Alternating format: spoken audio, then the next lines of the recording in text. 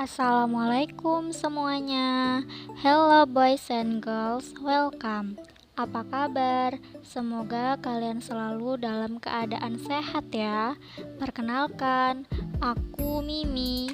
Siap belajar bersamaku? Let's study. Cekidot.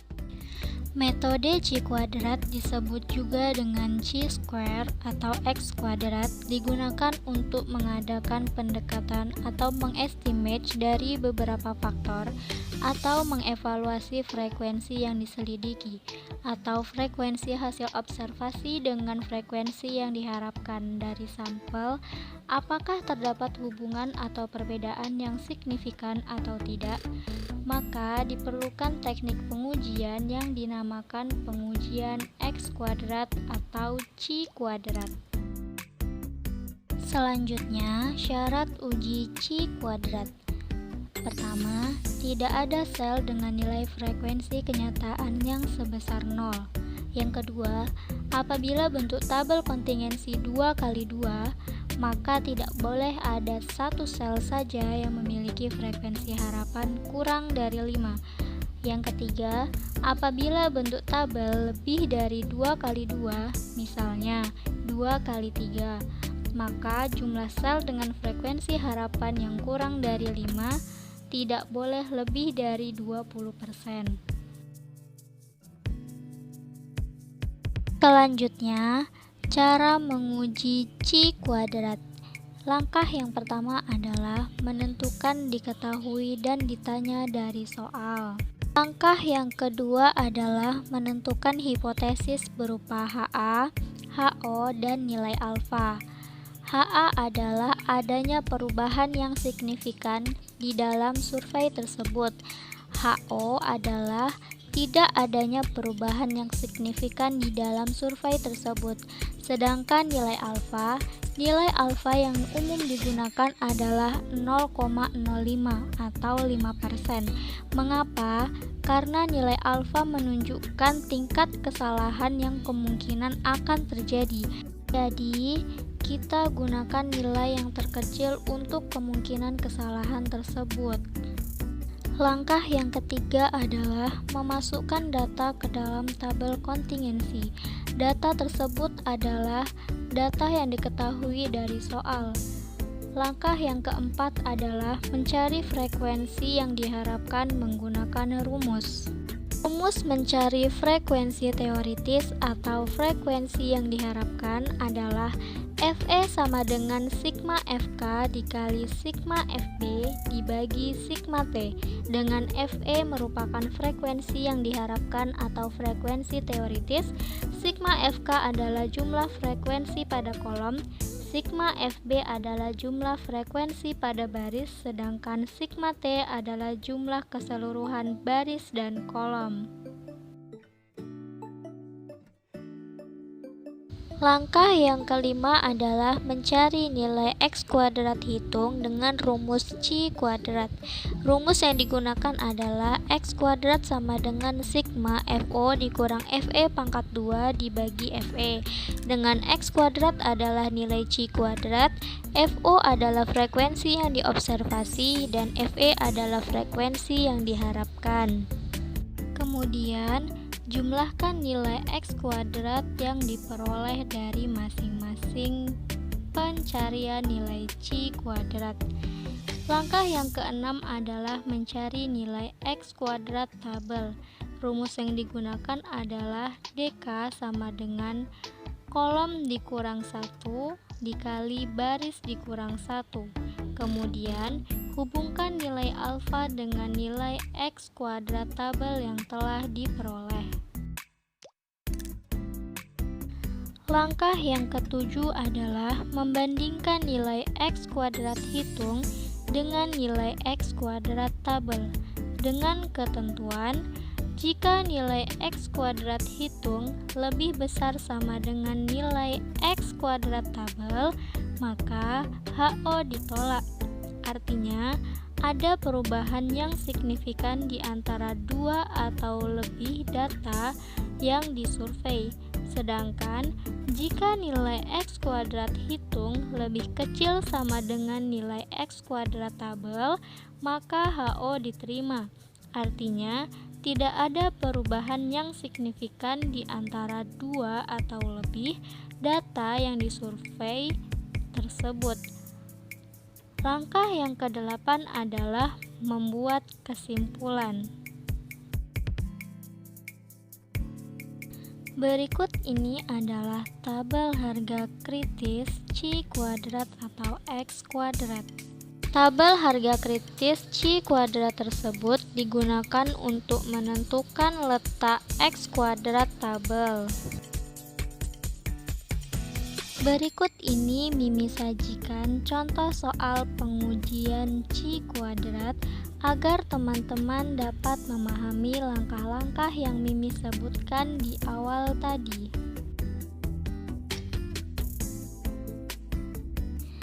Soalnya, dilakukan sebuah penelitian untuk menguji pengaruh kondisi sanitasi lingkungan terhadap terjangkitnya penyakit diare. Kelompok kondisi sanitasi bayi sebanyak 70 orang, yang terjangkit penyakit diare sebanyak 50 orang, dan yang tidak terjangkit diare sebanyak 20 orang. Sedangkan kelompok sanitasi buruk sebanyak 50 orang, yang terjangkit penyakit diare sebanyak 20 orang, dan yang tidak terjangkit penyakit diare sebanyak 30 orang. Buktikan secara statistik apakah ada perbedaan antara lingkungan dengan sanitasi baik dan dengan lingkungan sanitasi buruk. Langkah yang pertama adalah menentukan diketahui dan ditanya dari soal. Dari soal, kita dapat mengetahui bahwa survei pengaruh kondisi sanitasi lingkungan terhadap terjangkitnya penyakit diare. Lingkungan dengan sanitasi baik berjumlah 70 orang, di mana 50 orang diare dan 20 orang sehat. Sedangkan lingkungan dengan sanitasi buruk berjumlah 50 orang, dengan 20 orang yang terkena diare dan 30 orang sehat. Yang ditanya dari soal adalah buktikan secara statistik apakah ada perbedaan antara lingkungan dengan sanitasi baik dan dengan lingkungan sanitasi buruk.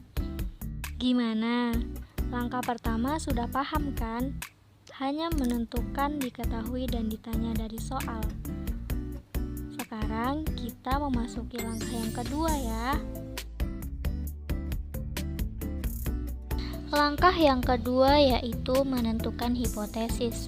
Untuk HO, tidak ada perbedaan yang signifikan penyakit diare dengan kondisi sanitasi lingkungan. Untuk HA, ada perbedaan yang signifikan penyakit diare terhadap kondisi sanitasi lingkungan. Untuk nilai alfa, kita gunakan kemungkinan kesalahan yang terkecil yaitu 5% atau 0,05. Bagaimana teman-teman? Langkah kedua bisa dipahami kan?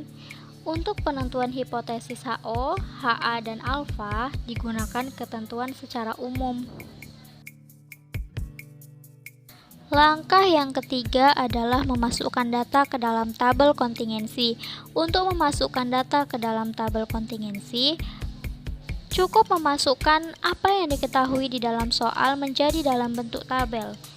Nah, FO pada tabel tersebut adalah jumlah orang yang terjangkit atau tidak terjangkit penyakit diare pada masing-masing lingkungan. FO-nya adalah 50, 20, 20, dan 30. Kemudian, jumlah frekuensi pada kolom tersebut adalah 70 dan 50. 70 didapatkan dari penjumlahan penyakit diare pada kondisi sanitasi buruk dan baik, sedangkan 50 didapatkan dari penjumlahan jumlah orang yang tidak diare pada kondisi sanitasi buruk dan baik. Kemudian, jumlah frekuensi pada baris didapatkan dari jumlah keseluruhan orang pada sanitasi buruk dan pada kondisi sanitasi baik. Langkah yang keempat adalah mencari nilai frekuensi yang diharapkan menggunakan rumus. Rumus mencari frekuensi yang diharapkan adalah Fe sama dengan sigma Fk dikali sigma Fb dibagi sigma T. Seperti yang sudah Mimi jelaskan di langkah ketiga tadi, mana yang frekuensi pada kolom dan mana yang frekuensi pada baris. Nah, tinggal dimasukkan saja ke dalam rumus tersebut. Nah, didapatkanlah nilai frekuensi yang diharapkan. Yang pertama adalah 40,833. Fe yang kedua adalah 29,167. Fe yang ketiga adalah 29,167 dan Fe yang keempat adalah 20,833. Yang kelima adalah menentukan nilai X kuadrat. Hitung dengan rumus C kuadrat atau X kuadrat. Rumusnya adalah X kuadrat sama dengan sigma FO dikurang Fe pangkat 2 dibagi Fe. Kemudian masukkan saja nilai-nilai yang sudah dijelaskan tadi ke dalam rumus tersebut. Nah, didapatkanlah nilai C kuadrat yang pertama adalah 2,058, yang kedua 2,881, yang ketiga 2,881 dan yang keempat adalah 4,033. Kemudian keempat nilai C kuadrat tersebut dijumlahkan sehingga didapatkanlah nilai X kuadrat hitung, yaitu 11,853. Langkah yang keenam adalah mencari nilai X kuadrat tabel menggunakan rumus. Rumusnya adalah DK sama dengan kolom dikurang 1 dikali baris dikurang 1. Tabel yang kita gunakan adalah tabel 2 kali 2.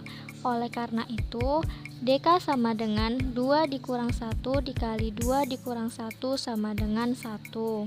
Sedangkan nilai alfa sama dengan 5% atau 0,05. Jadi, nilai X kuadrat tabel berada di kolom 0,05 di baris pertama. Jadi, nilai X kuadrat tabel adalah 3,841.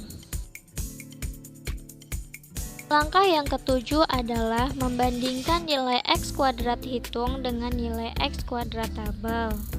Nilai X kuadrat hitung yang kita dapatkan adalah 11,853, sedangkan nilai X kuadrat tabel yang kita dapatkan adalah 3,841. Kemudian kita bandingkan nilai X kuadrat hitung dengan nilai X kuadrat tabel, di mana nilai X kuadrat hitung lebih besar daripada nilai X kuadrat tabel, yaitu 11,853 lebih besar daripada 3,841. Dalam hal ini HO ditolak, artinya ada perbedaan yang signifikan. Langkah yang kedelapan adalah menyimpulkan. Nah, dari langkah pertama hingga langkah ketujuh yang sudah kita lalui tadi, dapat disimpulkan bahwa ada perbedaan yang signifikan kejadian diare berdasarkan kondisi sanitasi lingkungan.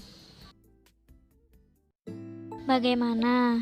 Materinya tidak terlalu sulit kan? Kalau belum paham, boleh diputar lagi videonya. Oh iya, mohon maaf atas segala kesalahan ya. Jika ada kesalahan, mohon diperbaiki. Terima kasih. Sampai jumpa lagi di lain kesempatan. Assalamualaikum. Dadah.